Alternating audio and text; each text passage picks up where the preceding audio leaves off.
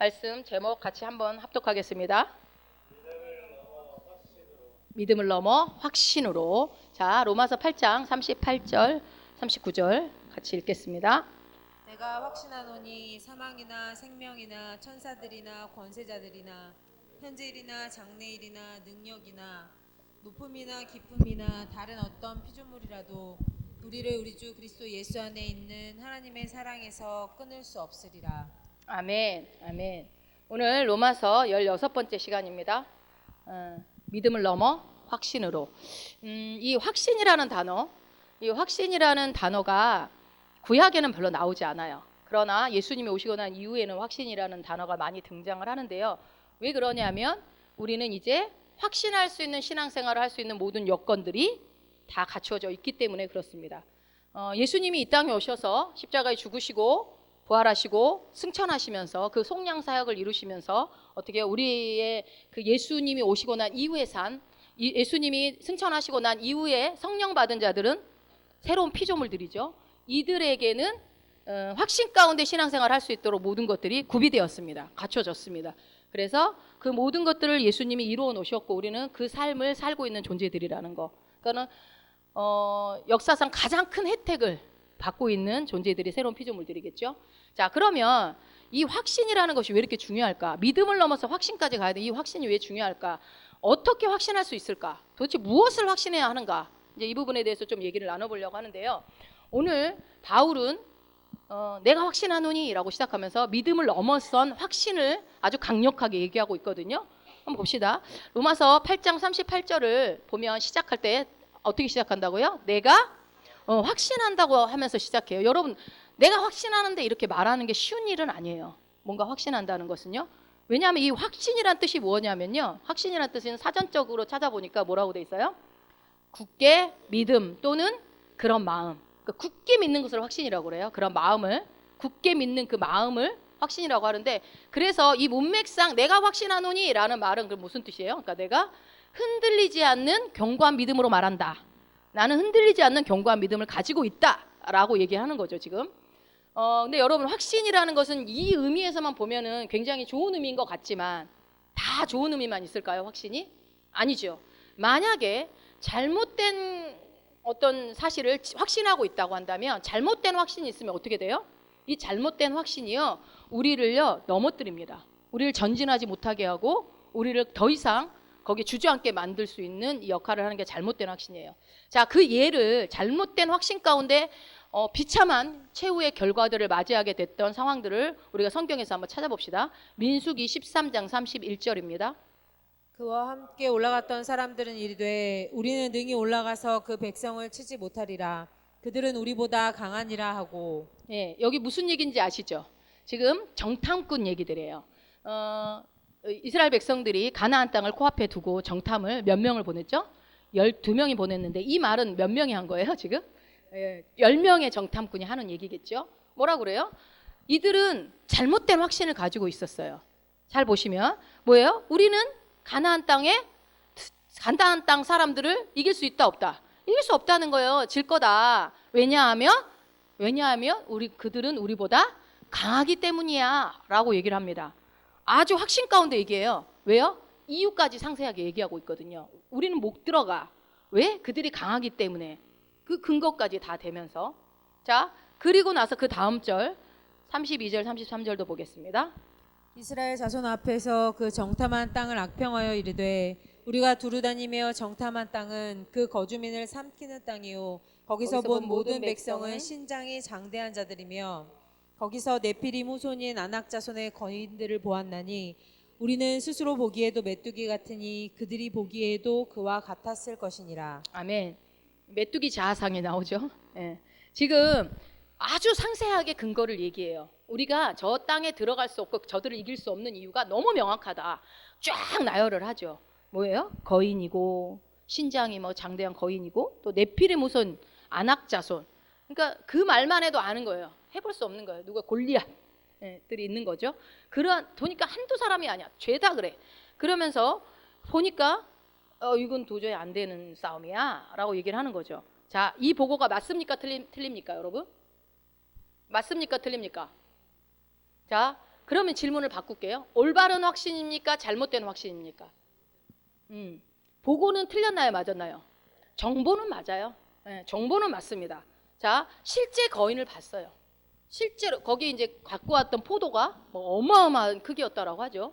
뭐 그만큼 그 포도가 큰 것이 사람이 컸다라고 볼 수는 없겠지만 어쨌든 그 땅 자체가 굉장히 상상할 수 없는 땅이었나 봐요. 그런데 실제 거인을 보고 안악자손을 받고 그리고 그들이 갖고 있는 무기들도 봤을 거라고요. 그렇다면 이들이 와서 이러이러해서 힘들겠다라고 보고한 것은 맞는 말이에요. 그리고 보니까 그들을 봤으니까 내가 어떤 존재로 느껴지는 거예요? 메뚜기처럼 느껴진 거예요. 메뚜기처럼. 안 봤는데 어떻게 메뚜기처럼 느낍니까? 그러니까 이들이 와서 보고했던 정보는 잘못된 정보는 아니었다고 봅니다. 그러나 어떤 잘못된 확신을 가지고 얘기한 거죠. 왜요? 왜 이게 잘못된 확신일까요? 아니 원인이 이유가 이렇게 확실한데 어떻게 내가 잘못된 확신이야? 라고 말하냐면 우리는 결과를 알고 있죠. 앞으로 그 이후에 40년 뒤에 누구와? 갈렙과 여호수아가 그 땅을 점령합니까? 못합니까?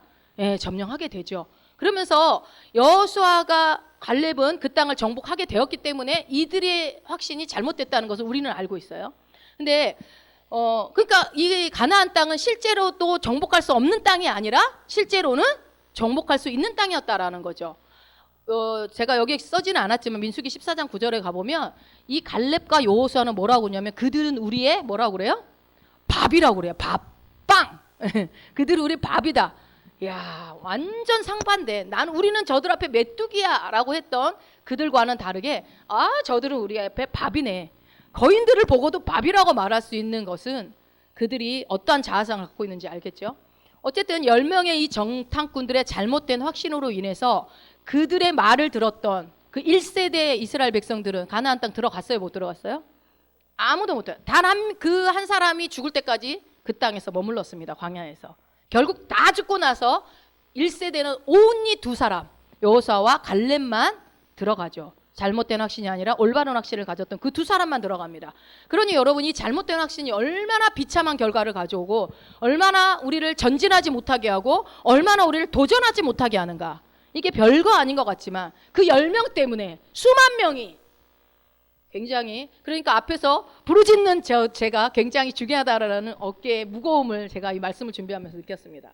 자, 여러분 한번 질문을 제가 한번 드려볼게요. 인간이 보통 1마일을 뛰는데 몇 분 정도 걸릴까요? 야, 1마일이 몇 미터냐? 1.6km. 1.6km를 인간이 뛰면 얼마 정도 시간이 걸릴까요?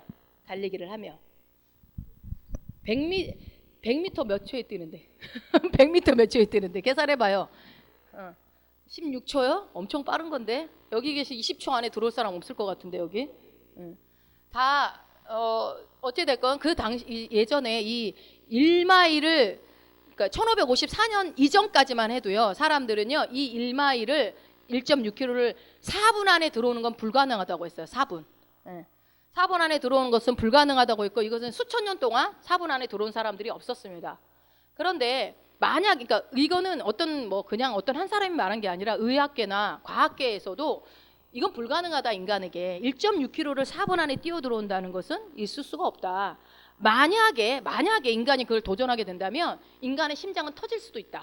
혹은 근육이 파열되거나 뼈가 부러지거나 관절이 어떻게 될 수 있는 그 정도의 4분의 속도는 그렇다라고 얘기를 했었어요. 그렇게 수천 년 동안 그런 데이터를 가지고 오다가 어느 날 로저 베니스터라는 네이버에 치면 다 나옵니다. 로저 베니스터라는 사람이 이 사람은 의대를 다니고 있는 사람이었고 동시에 육상 선수였습니다. 중거리 육상 선수.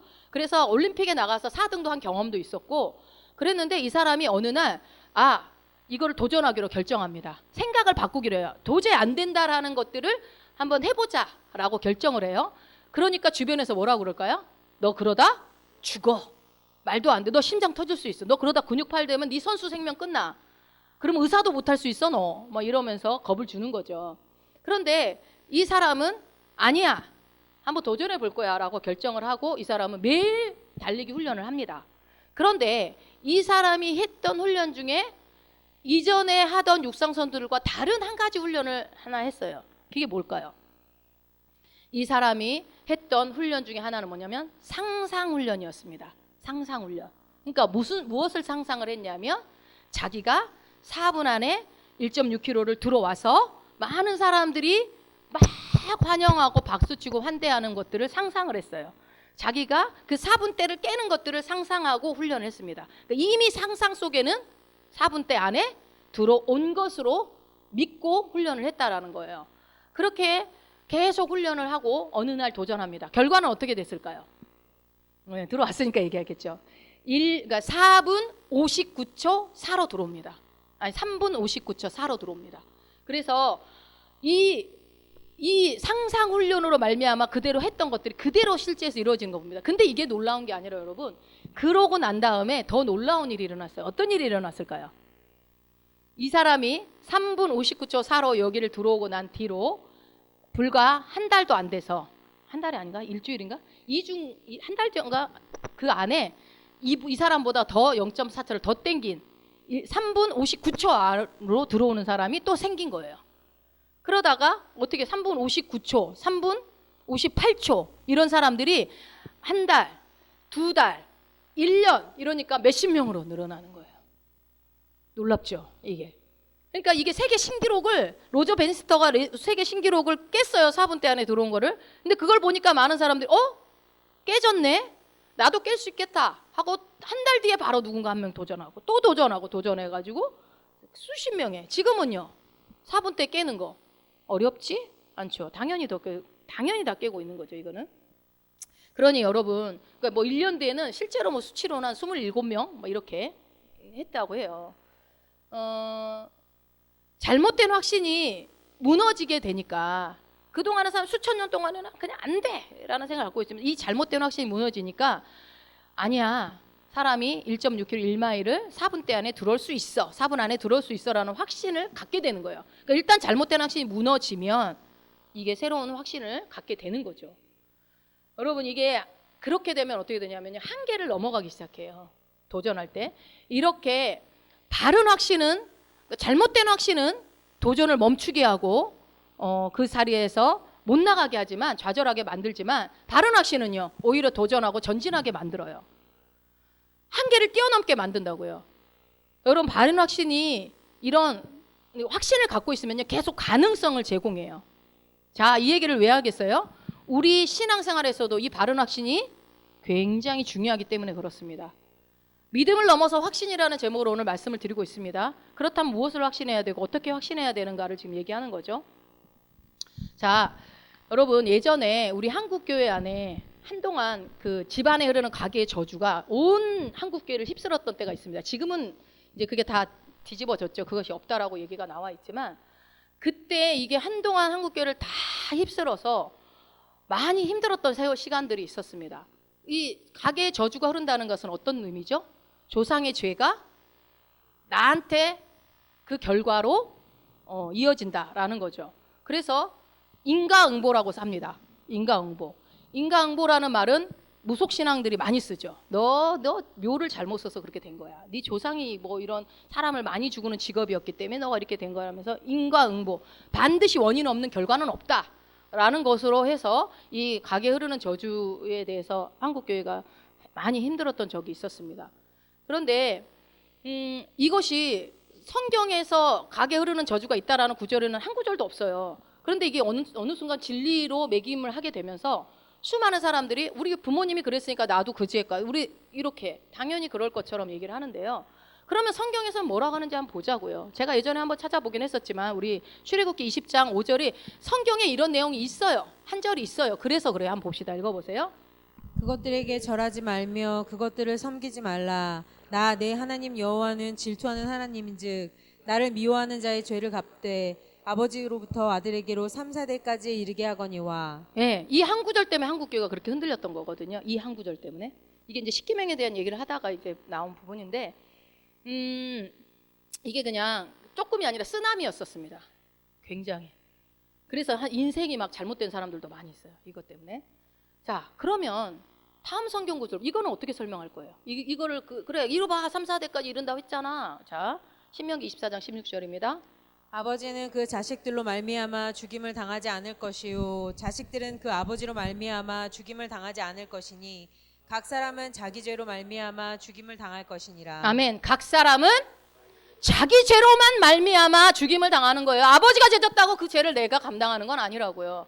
그러니까 가게에 저주가 있을 수는 없죠. 말이 안 되는 거죠. 자, 이 말씀일 땐 이렇게 해석하고 저 말씀일 땐 저렇게 해석하면 여러분들이 어디로 어느 선을 따라갈 겁니까? 그렇게 해석해서는 안 되겠죠. 일단 우리가 성경을 이해해야 될 때는요, 기준선이 있어야 돼요. 일단 첫 번째 기준선은 하나님이 어떤 분인 줄 알아야 돼요. 하나님이 어떤 분이냐라는 것을 알고 봐야 돼요, 성경을. 하나님은 어떤 분이십니까? God is love. 하나님은 사랑이십니다. 성경을 읽을 때 항상 하나님은 사랑이다는 눈으로 봐야 돼요. 그래야 성경을 오해하지 않아요. 그리고 또 어떻게 읽어야 됩니까? 성경은 전체 흐름 속에서, 문맥 속에서 봐야 돼요. 전체 흐름, 그 한 구절까지만 가지고 있어 이렇게 얘기해버리면요, 수많은 영혼을 죽일 수 있어요. 자, 잘 보세요. 그러면 방금 우리가 봤던 이 아까 읽었던 출애굽기 20장 5절에 아버지부터 아들에게까지 3, 4대까지 그 죄가 너에 갈 거야 라고 했던 그 다음 구절은 뭐라고 나왔는지 한번 봅시다. 왜 거기까지만 있는지 모르겠어요. 6절 한번 읽어봅시다. 나를 사랑하고 내 계명을 지키는 자에게는 천대까지 은혜를 베푸느니라. 몇 대까지? 1000대까지. 죄는 3, 4대라고 그랬죠. 그러면 여러분 5절만 띄어서 그렇게 보지 말고 5절, 6절을 읽어서 하나님이 어떤 분 이해하고 읽으면 하나님이 강조하고 싶은 건 뭐예요? 네, 너희가 진짜 의도하고 싶은 말은 6절인 거예요. 그러니까 우리가 잘 생각하면 자식들한테 너 이거 안 하면 너 나한테 혼날 줄 알아? 혼내고 싶어서 부모가 얘기하는 겁니까? 아니죠. 그거 해서 너가 잘 되기를, 이거 하면, 이거 먹으면 네가 몸이 건강하니까 편식하지 말고 먹으라는 거지. 이거 안 먹으면 매 때려주려는 목적으로 얘가 싫어하는 거 일부러 갖다 줘서 먹이고 안 먹으면 매를 듭니까? 부모가?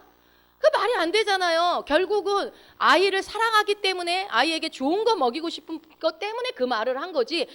뭐 보고 있다가 죄 지면은 네 아버지 죄다 너 그거 이렇게 하시는 분이 아니라는 거예요. 하나님은. 그래서 어떻게 해요? 진짜 뭐예요? 진짜 하나님의 이 뜻은 뭐예요? 6절에서 영원히 책임지겠다는 거잖아요. 너희가 내 자녀로 살아간다면 그 위에 절은 뭐예요? 너희가 나를 받아들이지 않으면 그렇게 되지만, 그러니까 하나님도 되게 좋으신 분이에요. 죄에 대해서는 짧게고 축복은 언제까지? 1000대까지 주신다 하잖아요. 1000대까지. 이렇게 좋은 하나님을 요거 뒤에 거는 빼고 나쁜 것만 막 뽑아가지고 하나님을 오해하게 만드는 겁니다. 자, 위에 거는 여러분 불신자들에게 해당되는 거예요. 우리 그리스도 안에 들어온 사람한테는 해당 사항 없습니다. 없어요. 그러니까 지금은 구약이죠. 우리가 출애굽기, 민수기 본 거는 신명기 본 거는 구약이에요. 우리는 지금 어디에 살고 있어요? 신약에 살고 있다고요. 신약에 새로운 약속 가운데 산다고요. 그렇다면 이것은 이미 하나님께서 이 모든 예수님의 모든 저주를 다, 이거는 저주죠. 저주를, 가게 흐르는 저주들을 다 담당을 해버렸기 때문에 안 믿는 사람들에게는 있을 수 있다라고요. 그러나 믿는 우리에게는요, 해당 사항이 전혀 없습니다. 자, 갈라디아서 3장 13절 우리가 잘 알지만 한번 읽어보세요. 그리스도께서 우리를 위하여 저주를 받은 바 되사 율법의 저주에서 우리를 속량하셨으니 기록된 바 나무에 달린 자마다 저주 아래 있는 자라 하였습니다. 아멘. 우리를 위하여 이미 누가요? 예수님이 저주를 다 받아버렸다고요. 나무에 달린 자마다 저주에 저주 아래 있다라고 한 것처럼 예수님이 친히 나무에 달리셨잖아요. 왜? 그 저주를 자신이 다 담당하시려고. 그래서 그 모든 저주를 담당하셨어요. 질병의 저주, 가게에 흐르는 저주, 가난의 저주, 이 모든 것들을 다 담당하셨다고요. 그래서 더 이상 우리는 저주 아래 있을 수가 없습니다. 들어가고 싶어도 못 들어가요. 이미 하나님이 저주를 예수님이 담당하셨기 때문에. 그래서 여러분, 가게에 흐르는 저주 그런 거 없습니다. 그 사람의 죄로 그 사람한테만 하나님이 해당하시는 거지 집안 전체 몇 대까지 올라가가지고 그렇게 하는 법은 없습니다. 자, 우리는 예수님이 그 모든 저주를 담당하셨기 때문에 우리는 자유합니다. 자유의 몸이에요. 예, 그리고 그 축복을 누리는 자예요. 오히려 아까 몇 대까지요? 1000대까지. 1000대는 영원이라는 뜻이에요. 영원히. 자, 우리가 아침에도 읽었으니까 한번 말씀 넘어가기 전에 고린도후서 5장 17절 이제 저 문에다 아예 붙여놨어. 다 외우시라고. 자, 시작. 그런즉 누구든지 그리스도 안에 있으면 새로운 피조물이라. 이전 것은 지나갔으니. 왜 보여줘요? 보여주지 말라니까. 안 보고 알게 보려고 했더니. 자, 뭐라고 우리는? 새 것이 됐습니다. 여러분, 새 것. 나는 새 것입니다. 따라해 봅시다. 나는 새 것입니다. 문 새 거 너무 좋지 않아? 저 새 걸 깨끗하게 너무 좋아. 아, 새 거 너무 좋아. 근데 여러분도 새 것이라고요. 새로운 피조물이라고요. 성경에서 이렇게 말씀하고 있죠. 옛 사람이나 옛 언약은 구약에 있었던 옛 언약과 그리고 우리가 예수 그리스도를 받아들이기 전 사람을 옛 사람이라고 하는 거예요. 그들은 저주 아래 있습니다. 그러나 우리는 옛 사람이 아니고 새 사람이 되었고 새로운 피조물이 되었고 이제는 완전히 새로운 존재가 되었다는 거. 예, 그것에서 그 시선으로 봐야 돼요. 그러니까 새로운 피조물들에게 쓴 것은 바울서신서가 우리한테 100% 해당되는 겁니다. 바울서신서 13개의 바울서신서가 새로운 피조물들에 대한 얘기들이 나와 있는 거예요. 그러니까 보실 때 성경을 볼 때는 세 가지 관점으로 보라고 그랬죠. 구약 그리고 신약에 와서는 예수님이 오시기 전과 오시고 난 이후에 이 관점으로 보지 않으면 엉뚱한 해석이 나올 수 있습니다. 꼭 유념하시고 그러니까 복음서도 마태, 마가, 누가, 요한복음도 그거 구분해서 보셔야 합니다. 신약이라고 다 똑같이 적용하시면 안 돼요. 그게 뭐 어떤 잘못된 해석을 하라는 게 아니에요. 관점을 그렇게 보라는 거예요. 관점을. 자, 그래서 하나님의 자녀가 된 우리에게는 새로운 것들이 이제 풀어지기 시작합니다. 예, 하나님의 은혜가 풀어지고요. 하나님의 축복이 풀어지고 하나님의 놀라운 행하심과 일하심이 풀어지는 인생이 우리는 되었어요. 이게 우리가 해야 될 일이라는 것은 뭔가 해야 될 것이 있는 게 아니라 그것을 풀어내서 누리는 일들을 해야 되는 건데요. 자, 그러면 이 앞에서 얘기했지만 이 바른 확신을 갖지 않으면 이게 풀어지지 않는다라는 거예요. 바른 확신. 자, 2000년 전에 예수님이 오셔서 이미 죄와 저주와 사망과 율법에서 다 해방시켜 놓으셨음을 믿으십니까? 예, 그렇게 하셨어요. 그렇다면 그런데 우리가 만약에 여전히 옛 율법 아래 있다고 한다면 신약 아래 있는 우리가 옛 율법으로 돌아가서 자꾸 거기 아래 있다고 한다면 잘못된 확신 가운데 살아가게 된다면 예를 들어서 아까 그 출애굽기 말씀을 가지고 나는 그러면은 우리 부모가 이랬으니까 큰 죄를 졌으니까 나는 어쩔 수 없이 이렇게 되겠구나라고 그런 잘못된 확신을 갖고 있으면 얼마나 불행합니까? 미련하고 어리석은 인생이죠. 그러니 이제는 정말 그런 잘못된 확신 가운데 손해보는 인생을 살면 안 돼요, 여러분. 우리는 손해보는 인생을 살기에는 너무나 많은 것들이 주어졌거든요. 그러니까 말씀 속에서 내게 주어진 이 새로운 약속들을 여러분은 계속 발견해 나가야 돼요. 이것이 발견되면 발견될수록 내 인생이 어마어마한 인생이구나라는 것들이 막 깨달아져야 돼요. 자, 새로운 약속이 이미 성취되었어요. 그리고 약속이 이미 성취됐죠. 예수님이 이 땅에서 모든 걸 다 이루어 놓으셨다고요. 예수님이.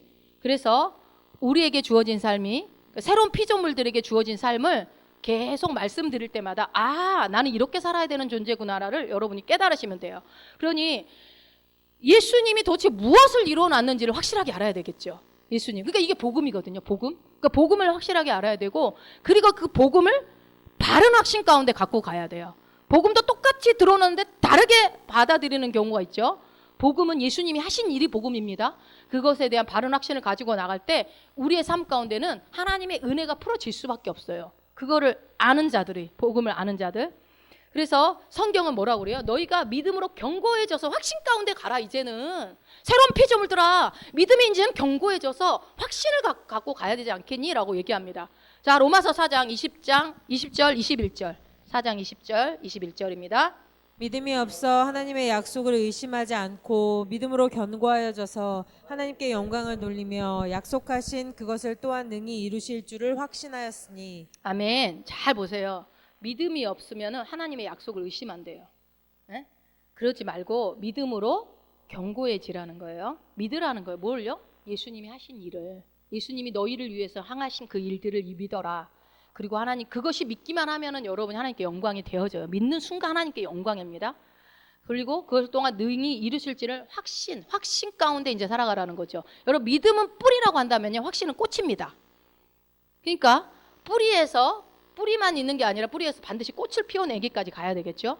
그러면 믿음에서 확신으로 어떻게 갈 수 있을까요? 어떻게 갈 수 있을까요? 자, 아브라함의 얘기를 좀 해볼게요. 여러분이 잘 아는 아브라함 얘기를. 자, 아브라함이 이삭을 낳기까지의 어떤 과정 속에서 믿음에서 확신으로 가기 위해서는요, 첫 번째 여러분 따라해보세요. 친밀함. 네, 친밀함이 중요합니다. 친밀함이 있어야 돼요. 자, 우리는 여러분 누군가를 보통 확신해. 신뢰해 할 때 그 사람을 잘 아는 사람을 그러나요? 모르는 사람을 그러나요? 잘 아는 사람을 우리는 확신합니다. 내가 보장하는데 원종훈 집사 내가 확신해. 신뢰할 수 있어. 이 사람 믿어도 돼. 이렇게 말하는 건 모르는데 말할 수 없잖아요. 잘 알 때 아, 저 사람 믿어도 돼 라고 얘기를 할 수 있다란 말이에요. 그래서 우리가 하나님의 약속의 말씀을 신뢰하고 확신하는 가운데 가기 위해서는 누구를 알아야 돼요? 하나님이 누군지를 알아야 돼요. 하나님이 누군지, 그러니까 하나님과 친밀해져야 한다고요. 하나님 아버지와의 이 친밀함이 우리가 확신 가운데 나가는 데서 첫 번째는 제일 중요합니다. 어떤 방법론이 아니에요. 그 아버지와 나와의 관계가 친밀해야 된다. 아주 중요하죠. 그리고 하나님을 근데 바르게 알고 싶다면요. 누구를 알아야 돼요? 예수님을 알아야 돼요. 요한복음 14장 9절입니다. 예수께서 이르시되 빌립아 내가 이렇게 오래 너희와 함께 있으되 내가 나를 알지 못하느냐 나를 본 자는 아버지를 보았거늘 어찌하여 아버지를 보이라 하느냐. 예. 예수님을 본 사람은 이미 하나님을 봤다라고 예수님이 빌립한테 지금 얘기해 주고 있죠. 그러니까 하나님이 누구신지 가장 잘 계시된 분이 누구라고요? 이 예수님이라고요. 하나님 난 누군지 모르겠어. 아니 예수님이 하신 일을 보면은 알 수 있어요. 그분을 통해서 다 나타났어요. 아버지가. 그러므로 우리는 예수님을 알 때 누구를 알아요? 하나님을 압니다. 예수님에 대해서 바른 이해를 갖고 있으면 누구에 대해서도 하나님에 대해서도 올바른 이해를 가질 수 있는 거예요. 그러니까 하나님 누군지 모르겠어 이럴 필요 없어요. 왜? 예수님이 행하신 일이 밝히 드러나서 우리는 알고 있거든요. 성경에 다 써 있죠. 자, 요한복음 14장 6절. 예수께서 이르시되 내가 곧 길이요 진리요 생명이니 나로 말미암지 않고는 아버지께로 올 자가 없느니라. 예, 이 말씀은 예수님이 아니면 하나님 아버지께로 올 자가 없다는 얘기고 예수님 믿어야 아버지께로 갈 수 있다는 얘기죠. 그러긴 한데요. 그러니까 구원의 길이 예수님이라는 말도 되기는 하기도 하지만 또 다른 표현으로 하게 되면요. 예수님을 알 때 하나님을 더 깊이 알 수 있다라는 거예요. 그래서 우리는 예수님을 아는 지식에서 성장해야 돼요. 우리가 그래서 성경이 읽는 거예요. 나를 위해서 읽는 거예요. 나를 위해서. 다 읽으니까 어쩔 수 없이 읽는 게 아니라요. 나를 위해서. 예수님을 알고 내가 그러면 하나님에 대한 지식을 알게 되겠죠. 하나님에 대한 올바른 이해가 있게 되겠죠. 하나님과 친밀해지겠죠. 그럼 어떻게 된다고요?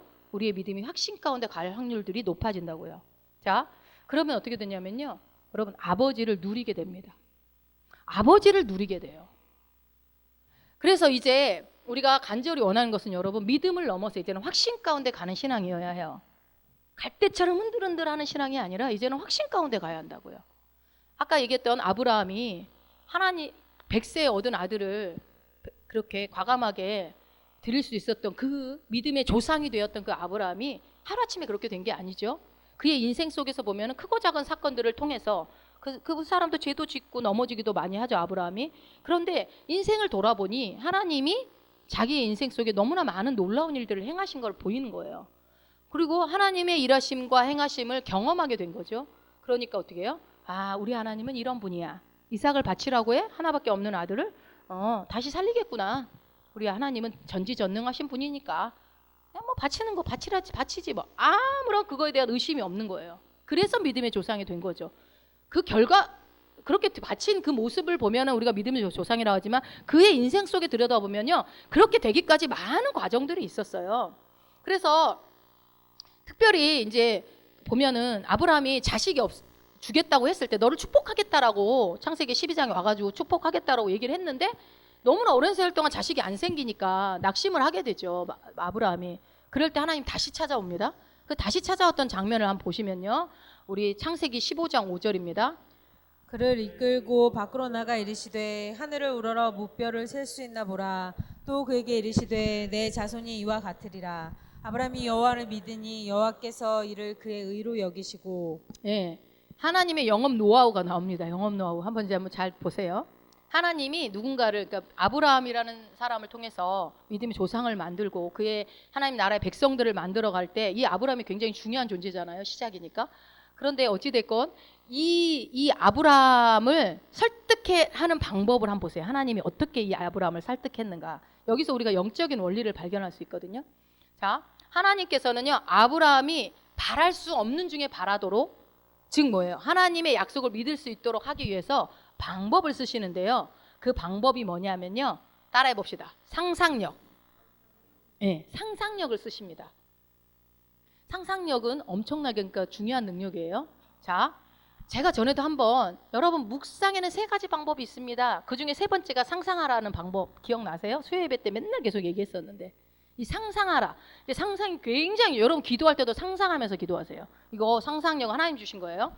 자, 근데 인간은요 이상하게 시나리오를 최악의 시나리오를 쓰는 거 좋아합니다. 항상요 최악의 시나리오까지를 상상해요. 여러분 안 그래요? 안 그러면 다행이에요. 최고의 것만 상상하시는 분들은 사회 실패를 많이 하죠. 또 너무. 근데 또 어떤 분들은 또 너무 최악의 것만 또 시나리오를 쓰시는 분들이 있어요. 이게 인간의 약간 그런 속성이 그런 게 있어요. 그런데요 하나님은요 오늘 이제 상상력을 사용하라고 하시면서 뭐라고 하냐면요 이제 시각 교육을 합니다. 시각 교육.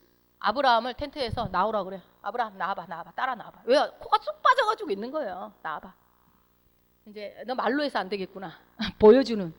이제 요즘에 그냥 설교해갖고는 젊은 애들이 안 듣잖아. 그러니까 영상 띄우고 막 하는 거예요.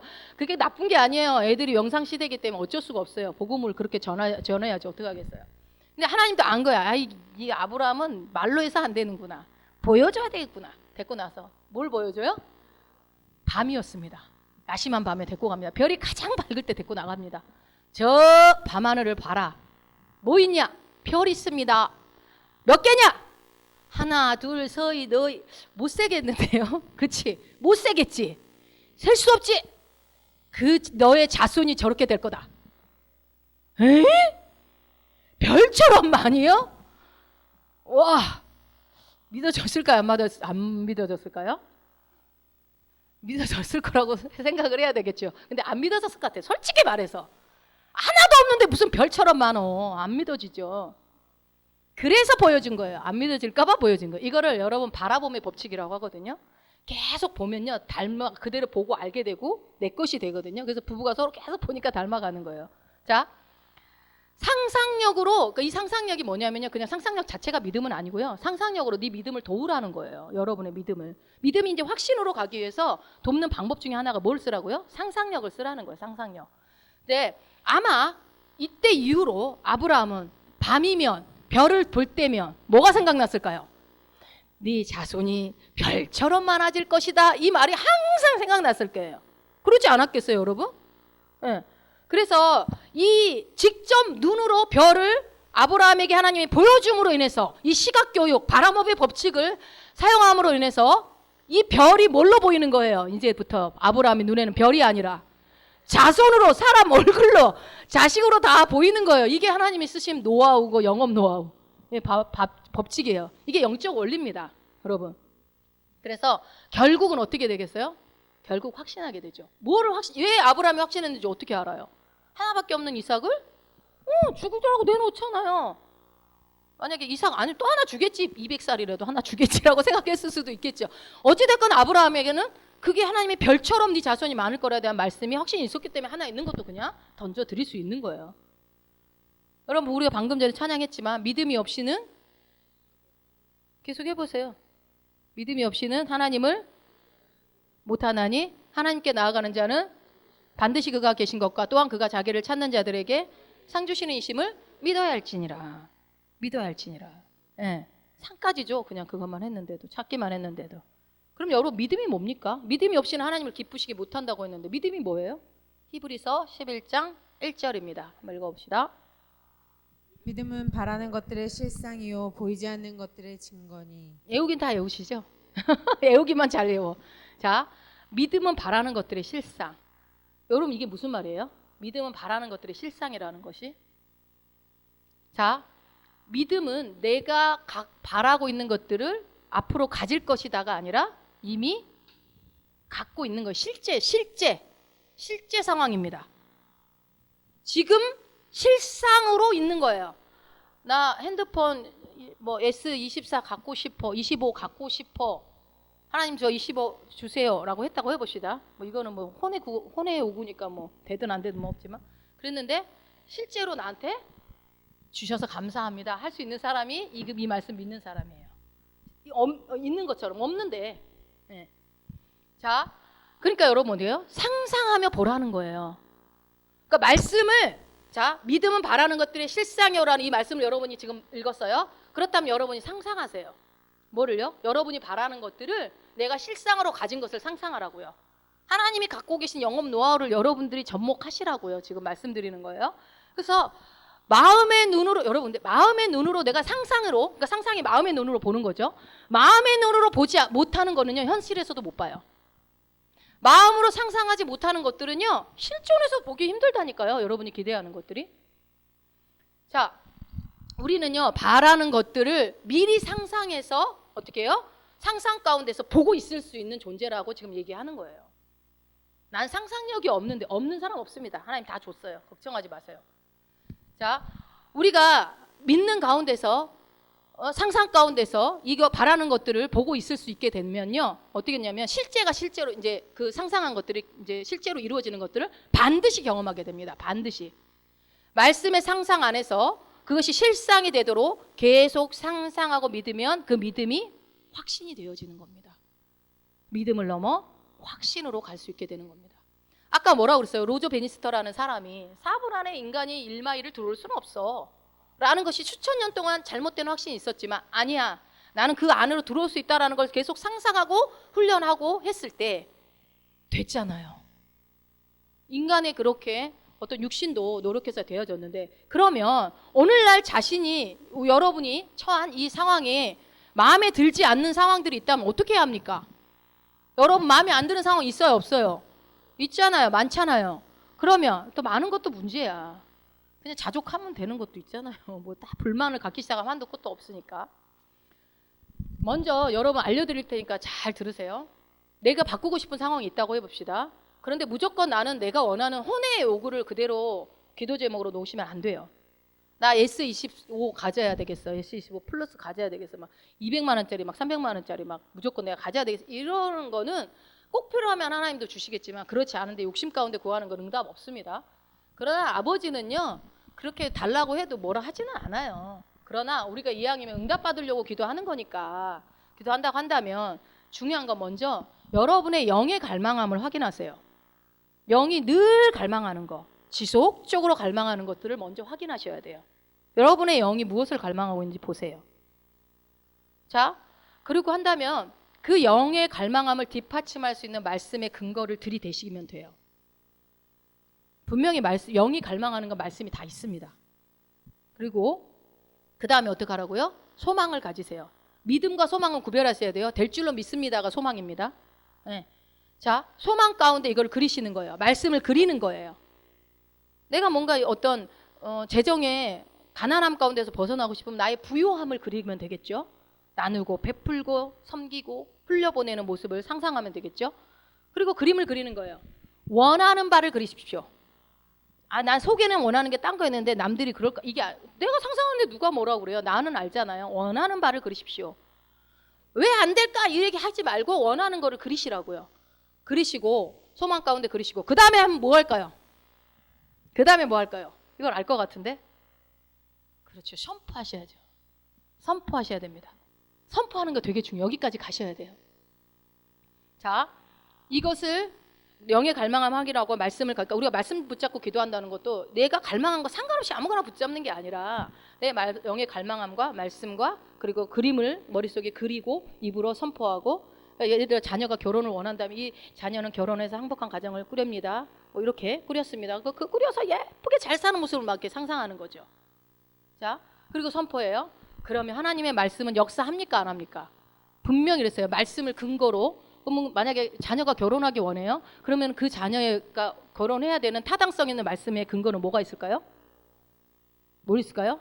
생육하고 번성하라고 하신 하나님의 명령의 말씀의 근거를 들이대야죠. 하나님이 생육하고 번성하라고 했잖아요.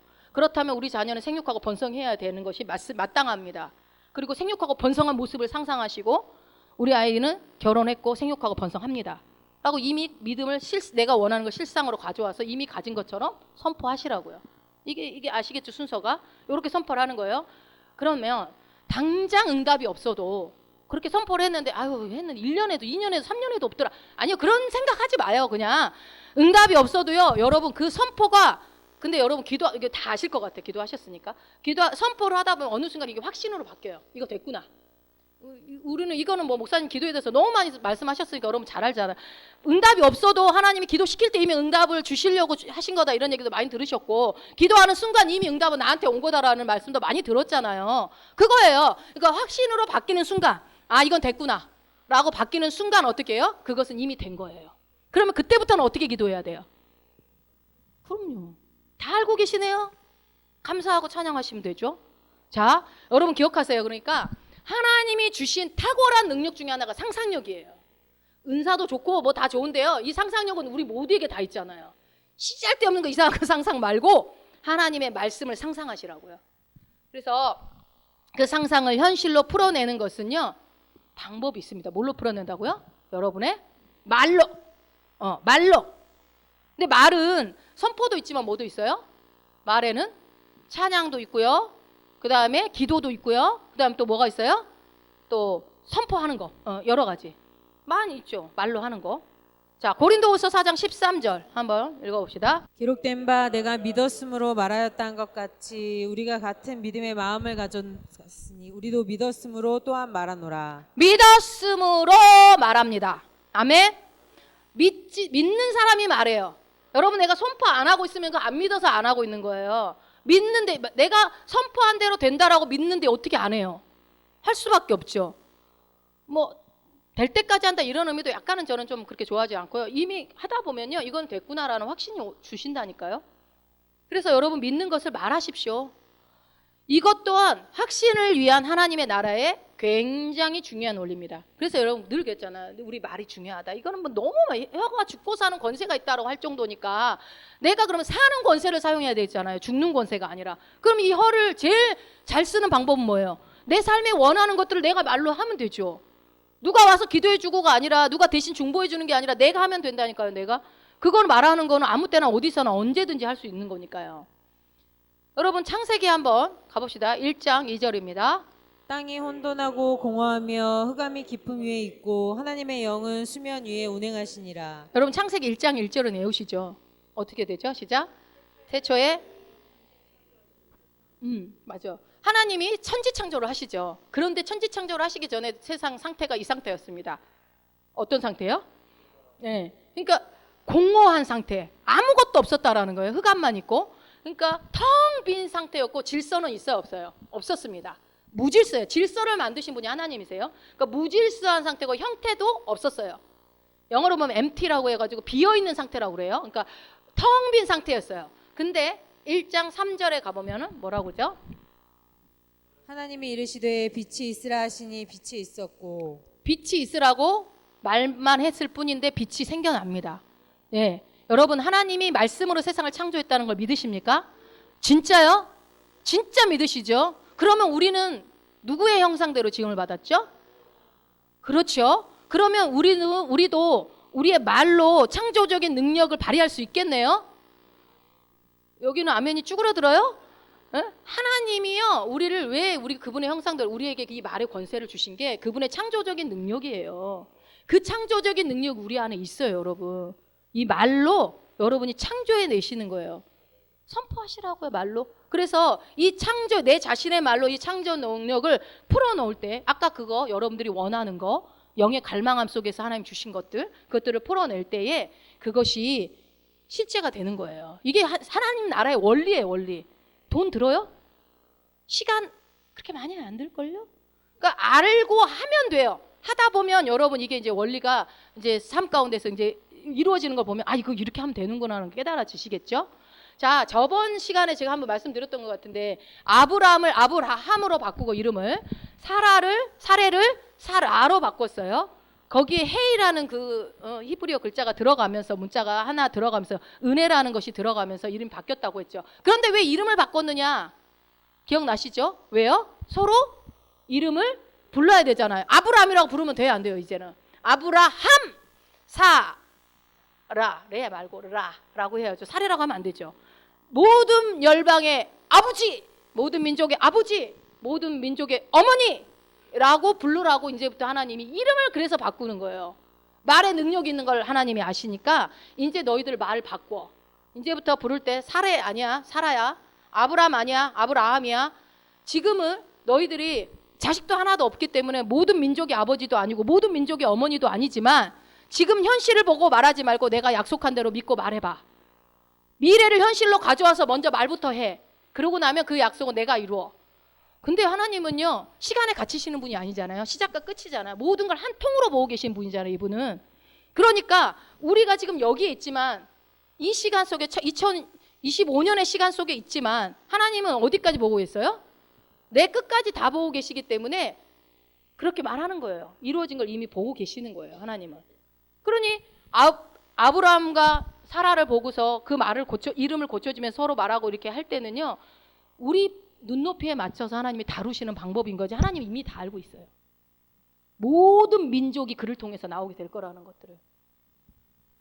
여러분, 이게 상상하고 말하고 확신하는 거, 이것이요, 이 영적인 원리입니다. 이 원리를 로마서에서 바울이 얘기하고 있어요. 로마서 4장 20절 21절 다시 보겠습니다. 믿음이 없어 하나님의 약속을 의심하지 않고 믿음으로 견고하여져서 하나님께 영광을 돌리며 약속하신 그것을 또한 능히 이루실 줄을 확신하였으니. 아멘. 예. 믿음이 견고해지면 확신이 오게 돼 있다라는 거예요. 예. 아브라함이 하나님과 동행하면서 하나님을 아는 지식이 생기게 되죠. 아, 하나님 이런 분이구나. 그러면서 친밀해집니다. 그냥 아버지가 말하면 무슨 뜻인지 대충 이제 눈빛만 봐도 아는 그런 사이가 되는 거예요. 그래서 하나님의 약속을 의심을 하지 않게 됩니다. 그죠? 제가 잘못 맞죠? 약속을 의심하지 않고, 이게 아브라함에 대한 얘기가 나온 거거든요. 약속을 의심했어요, 안 했어요? 의심을 안 합니다. 그리고 그 약속은 반드시 이루어질 것이라는 것을 상상하고요. 그러니까 여러분 계속 상상하면 믿음이 견고해져요. 네. 확신에 이르게 된다라는 것입니다. 다시 오늘 우리 본문 말씀으로 돌아가서 아까 8장 38절의 말씀에 내가 확신하노니로 시작한다고 했죠. 바울은 뭐라고요? 내가 확신한다라는 거예요. 확신. 무엇을 확신한다고요? 무엇을 확신한다는 거예요, 여러분? 마지막에 그 부분이에요. 그러니까 확신하는데 우리가 그 하나님의 사랑에서 끊어지지 않는다는 거. 그러니까 뭐예요?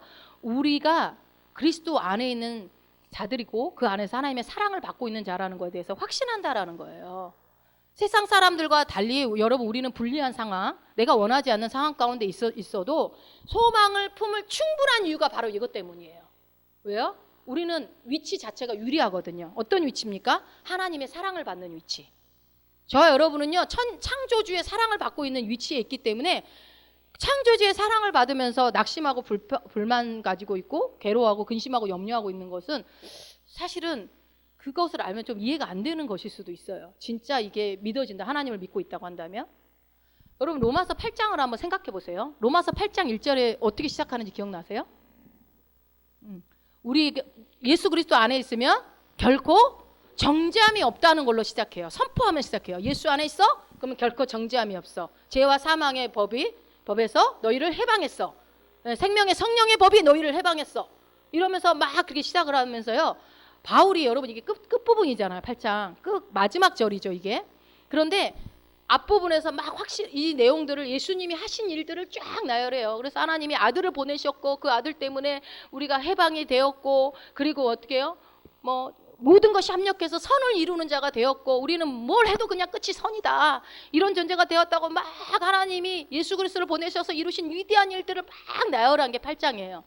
쫙 고백을 하다 보니까 바울이 자신도 하나님이 행하신 일들을 보다 보니까 뭐가 생겨요? 그걸 나열하고 막 선포하고 얘기하다 보니까 내가 확신하노니, 주님이 하신 일을 보니, 여러분의 인생 가운데 하나님이 그동안 하신 일들을 보니 내가 하나님의 사랑을 받고 있는 자로 확신한다, 그 사랑을 확신합니다 라고 하면서 오늘 이 마지막 고백을 하는 거예요. 네. 확신이 생길 수밖에 없다, 주님이 행하신 일들을 보니. 이게 오늘 본문인 거예요. 그거 생각하시면서 여러분의 인생 가운데 하나님이 지금까지 내 삶 가운데 행하신 그 놀라운 일들을 생각하면서 내가 확신한다, 바울이 확신하는 게 아니라 나도 확신한다 하면서 한번 이거를 다시 한번 읽어보겠습니다. 시작. 내가 확신하노니 사망이나 생명이나 천사들이나 권세자들이나 현재일이나 장래일이나 능력이나 높음이나 기쁨이나 어떤 다른 피조물이라도 우리를 우리 주 그리스도 예수 안에 있는 하나님의 사랑에서 끊을 수 없으리라. 아멘, 아멘. 여러분, 우리는 하나님의 사랑받는 자입니다. 그리고 이 사랑은요, 절대 끊어지지 않아요.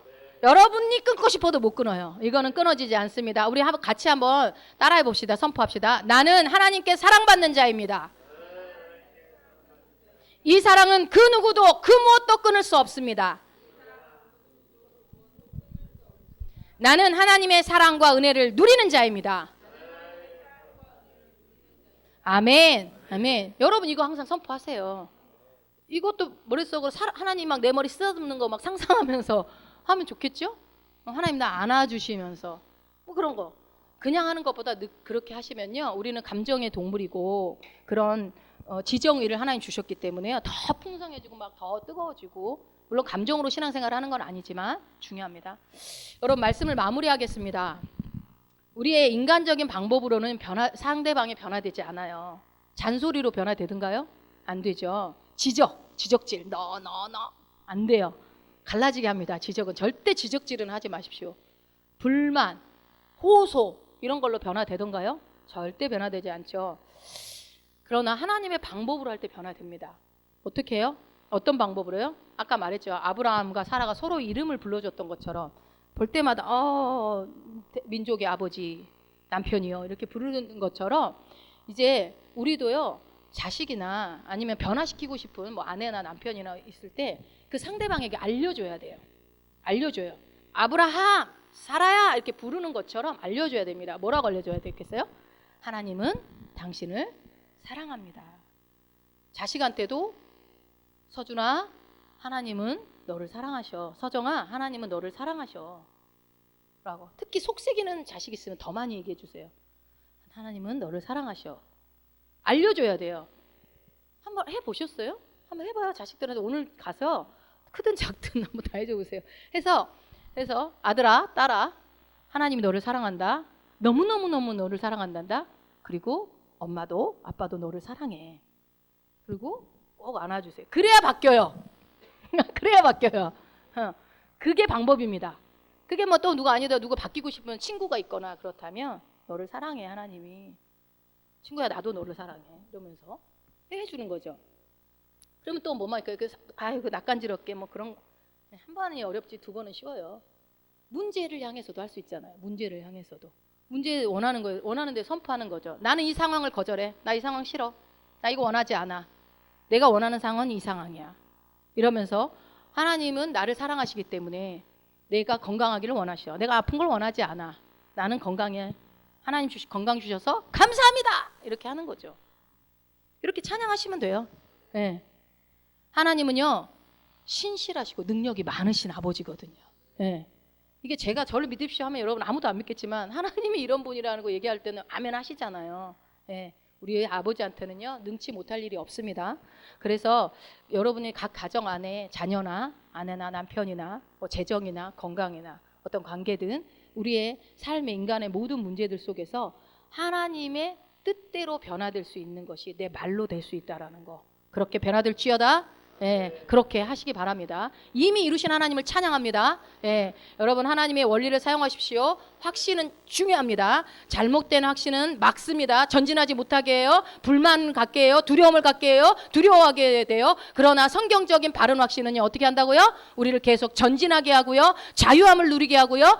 열매를 맺게 합니다. 그리고 아버지를 누리게 합니다. 이 진리의 말씀을 붙잡고 상상하시고 선포하셔서 하나님, 그러나 더 중요한 거 하나님과 친밀감을 절대 놓치면 안 됩니다. 친밀함 속에서 풀어나가실 때에 믿음을 넘어 확신으로 나가게 되시는 여러분이 될 줄로 믿습니다. 아멘.